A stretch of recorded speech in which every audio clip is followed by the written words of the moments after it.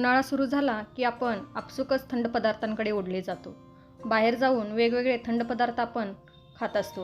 उन्हाळ्यात सर्वात जास्त पिलं जातं ते म्हणजे फ्लेवर्ड सोडा आणि त्यातल्या त्यात पिला जाणारा सोडा म्हणजे जिरा सोडा. हा जिरा सोडा आता आपल्याला बाहेर जाऊन पिण्याची अजिबात गरज नाही, कारण आज आपण जिरा सोड्याचं प्रीमिक्स बनवणार आहोत आणि हे प्रीमिक्स तुम्ही एकदा बनवून ठेवला तर तुम्हाला हवं तेव्हा जिरा सोडा तुम्ही बनवून पिऊ शकता. नमस्कार, मी स्वाती तुमचं आपल्या टेस्टी किचनमध्ये खूप खूप मनापासून स्वागत करते. आज मी जिरा सोड्याचं प्रीमिक्स बनवणार आहे आणि हे प्रीमिक्स वापरून मी इथे 2 प्रकारचा सोडा बनवून दाखवणार आहे.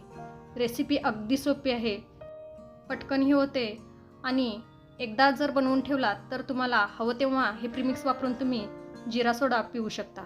चला तर वेळ न घालवता रेसिपीला सुरुवात करूया. त्यासाठी मी इथे गॅसवरती कढई गरम करण्यासाठी ठेवलेली आहे. आता यामध्ये मी 4 चमचे जिरे घालून घेते.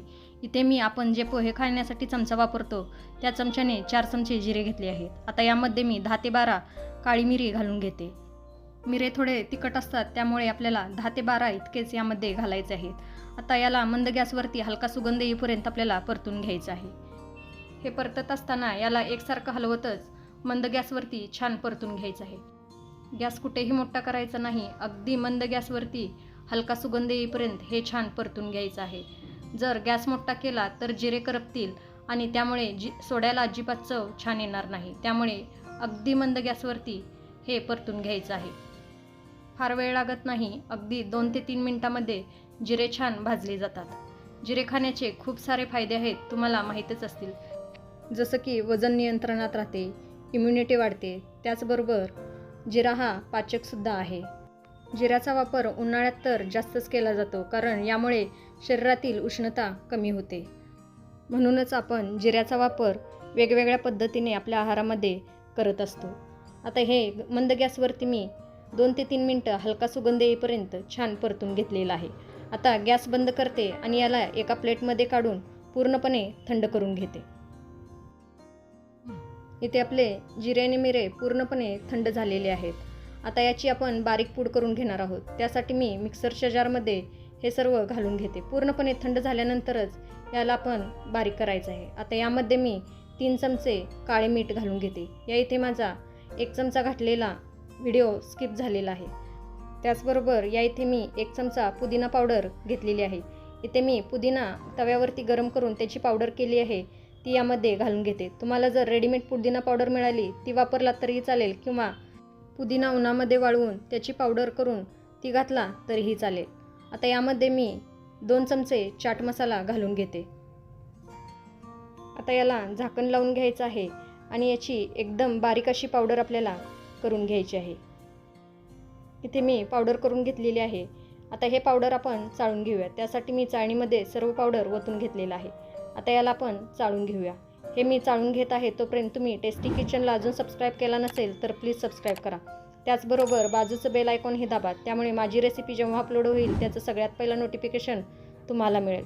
रेसिपी आवडत असतील तर लाईक आणि शेअर करायला विसरू नका. चाळून झाल्यावर जे थोडं राहिलेलं आहे त्याला परत मिक्सरच्या भांड्यामध्ये घालायचं आहे आणि यामध्ये 1 वाटी साखर घालायचं आहे आणि याला परत बारीक असं दळून घ्यायचं आहे. साखर छान बारीक झालेली आहे. आता हे आपण यामध्ये घालून घेऊया आणि याला छान मिक्स करून घेऊया. या इथे साखर छान बारीक दळली गेलेली आहे, त्यामुळे मी ते चाळलेलं नाही. तुम्हाला आवश्यकता वाटत असेल तर तुम्ही हे चाळून घेऊ शकता. आता याला आपण छान मिक्स करून घेऊया. हे मी छान मिक्स करून घेतलेलं आहे. हे तयार झालं आपलं सोड्याचं प्रीमिक्स. आता हे कसं स्टोअर करायचं ते मी सांगते. त्यासाठी आपल्याला काचेची किंवा प्लास्टिकची बरणी घ्यायची आहे. ती स्वच्छ धुवायची आहे आणि पूर्णपणे कोरडी करून घ्यायची आहे. पूर्णपणे कोरडी झाल्यानंतरच यामध्ये हे प्रीमिक्स भरायचं आहे. हे प्रीमिक्स बनवून झाल्यानंतर फक्त आपल्याला एक काळजी घ्यायची आहे, जी की याला ओला चमचा किंवा आपला ओला हात लागणार नाही. जर याला ओला चमचा किंवा ओला हात लागला तर याचे खडे बनतात. ही काळजी घेऊन जर हे तुम्ही प्रीमिक्स वापरलं तर 2 ते 3 महिने हे प्रीमिक्स आरामात टिकतं. हे तयार झालं आपलं जिरा सोडा प्रीमिक्स. आता ह्या प्रीमिक्सपासून मी तुम्हाला सोडा बनवून दाखवते. त्यासाठी मी इथे एक काचेचा ग्लास घेतलेला आहे. त्यामध्ये 4 ते 5 बर्फाचे खडे टाकून घेते. त्याचबरोबर जे आपण प्रीमिक्स केलेला आहे तो 1 चमचा, अर्धा लिंबूही मी यामध्ये पिळून घेते. आता इथे आपण सोडा बनवणार आहोत. त्यासाठी मी इथे इनोचं एक पाकिट घेतलेलं आहे. त्यातील फक्त अर्धाच इनो मी यामध्ये घालून घेणार आहे. जर तुम्हाला इनो मिळाला नाही तर मी इथे अजून एक पद्धत दाखवलेली आहे. त्याप्रमाणेही तुम्ही जिरा सोडा बनवून पिऊ शकता. आता यामध्ये मी 1 ग्लास थंड पाणी घालून घेते. या इथे पाणी घातल्यावर हा सोडा आपला किती छान वर येत आहे तुम्ही बघू शकता. आता याला चमच्याने छान मिक्स करून घेऊया.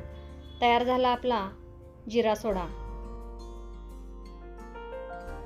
आता इथे आपण इनो वापरून हा सोडा बनवलेला आहे. आता दुसऱ्या पद्धतीनेही आपण सोडा बनवूया. त्यासाठी परत एक मी काचेचा ग्लास घेतलेला आहे. त्यामध्ये 4 ते 5 बर्फाचे खडे घालून घेतलेले आहेत. आता यामध्ये 1 चमचा प्रीमिक्स घालू आणि अर्धा लिंबू पिळून घेऊ. नंतर यामध्ये थोडा खायचा सोडा घालून घेऊ. खाण्याचा सोडा तर सगळ्यांकडे अवेलेबल असतो, त्यामुळे हा सोडा तुम्ही घरी नक्की बनवू शकता. आता यामध्ये पाणी घालून घेऊ आणि याला मिक्स करून घेऊ. तयार झाला आपला दुसऱ्या प्रकारचा सोडा. अजून एका पद्धतीने तुम्ही जिरा सोडा बनवू शकता. त्यासाठी आपल्याला प्लेन सोडा घ्यायचा आहे. त्यामध्ये हे प्रीमिक्स घालायचं आहे आणि मिक्स करायचं आहे. तयार झाला आपला जिरा सोडा. बनवायला किती सोपं आहे ना. जर तुम्हाला सोडा प्यायचा नसेल तर यापासून तुम्ही जिरा सरबतही करून पिऊ शकता. त्यासाठी 1 ग्लास पाणी घ्यायचं आहे. त्यामध्ये 4 ते 5 बर्फाचे खडे टाकायचे आहेत आणि आवश्यकतेनुसार हे प्रीमिक्स वापरून तुम्ही जिरा सरबत बनवूनही पिऊ शकता. जिरा सरबत ही चवीला एकदम जबरदस्त असा लागतो. त्यामुळे जर तुम्हाला सोडा बनवायचा नसेल तर तुम्ही असं सरबतही बनवून पिऊ शकता. आता आपल्याला सोडा प्यायला बाहेर जाण्याची अजिबात गरज नाही. असं प्रीमिक्स तुम्हीही बनवून ठेवा आणि हवं तेव्हा जिरा सोडा एन्जॉय करा. फक्त याला ओला चमचा किंवा ओला हात लागणार नाही याची काळजी घेतला तर हे प्रीमिक्स 2 ते 3 महिने आरामात टिकतं. चवीलाही एकदम छान लागतो. बनवायलाही एकदम सोपी आहे. त्यामुळे पटकन हे प्रीमिक्स बनवा आणि मला कमेंटमध्ये नक्की सांगा. रेसिपी आवडली असेल तर लाईक आणि शेअर करायला विसरू नका. वेळात वेळ काढून ही रेसिपी बघितल्याबद्दल खूप खूप धन्यवाद. परत भेटू अशाच एका नवीन रेसिपीसोबत. तोपर्यंत मस्त खा, टुमटुमीत राहा. Bye bye.